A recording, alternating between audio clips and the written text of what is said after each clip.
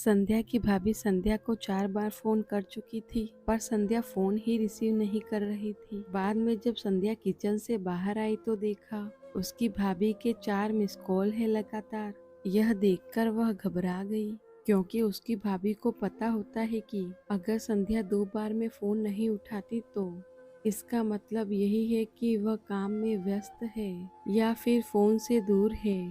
अब संध्या का मन घबरा रहा था, क्योंकि भाभी के 4 फोन लगातार आने से उसे टेंशन हो गई थी, क्योंकि संध्या की मम्मी की तबीयत इन दिनों ठीक नहीं चल रही थी।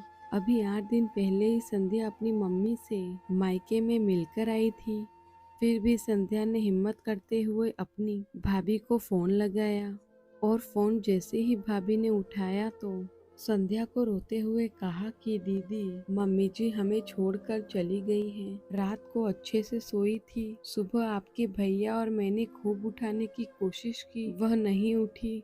तब हमने डॉक्टर साहब को बुलाया, फिर उन्होंने बताया कि मम्मी जी अब नहीं रही, दीदी आप जल्दी से आ जाओ।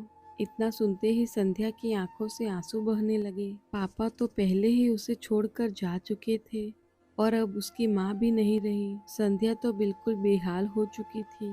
अब संध्या ने रोते रोते यह बात माहिर उसके पति को बताई, तो माहिर ने उसे संभाला और उसे जल्दी से कार में बिठाकर मायके ले गया। संध्या जैसे ही अपने घर पहुंची तो अपनी माँ के शरीर को देखकर उससे लिपट गई और खूब रोई। आखिर में माहिर ने उसे किसी तरह समझाया और माँ का अंतिम संस्कार किया। सारे विधि विधान होने के बाद भी संध्या की रुलाई रुक नहीं रही थी। उसे माँ की बहुत याद आ रही थी। तब संध्या की मौसी ने उसके आंसू पोंछे और उसे संभाला और कहा, संध्या बेटे ऐसे दुखी मत हो, दीदी नहीं रही तो क्या हुआ, मैं हूँ न तेरी मौसी, मेरा घर भी तेरा मायका है। तेरा जब मन करे तब आ जाना अपनी मौसी के पास। वैसे कहते भी तो है ना, मौसी मतलब माँ जैसी। बेटी मैं तेरा दर्द समझ सकती हूँ, क्योंकि तेरे पापा तो पहले ही तुझे छोड़कर जा चुके हैं और आज दीदी भी चली गई। कहते हैं ना कि माँ के जाने के बाद तो लड़कियों का मायका ही छूट जाता है। यह भाभी तो बस दुनिया को दिखाने के लिए नाम का रिश्ता होता है, क्योंकि मायका तो बस माँ से ही होता है। संध्या भी मन ही मन सोचने लगी कि शायद मौसी ठीक ही कह रही है, और वह अपनी मौसी से लिपटकर जोर जोर से रोने लगी और कहने लगी, क्या मौसी मेरा भी मायका अब नहीं रहा। तभी संध्या की भाभी दूर बैठी दोनों की बातें सुन रही थी। पहले तो भाभी ने संध्या को चुप कराया और फिर उसे दिलासा दिया।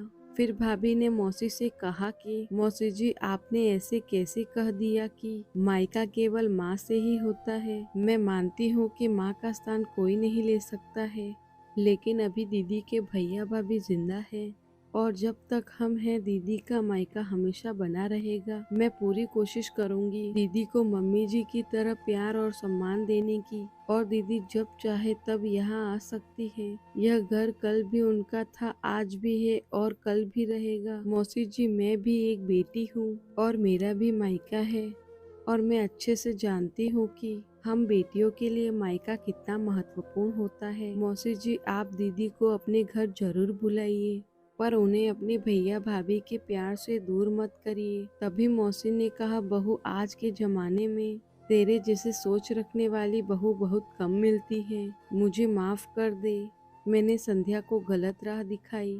तभी संध्या अपनी भाभी के गले लग गई और बोली, भाभी आज आपने मुझे विश्वास दिला दिया कि भाभी भी माँ के समान होती है, और मैं संतुष्ट हूँ कि जब तक आप और भैया हो मेरा मायका सदा बना रहेगा।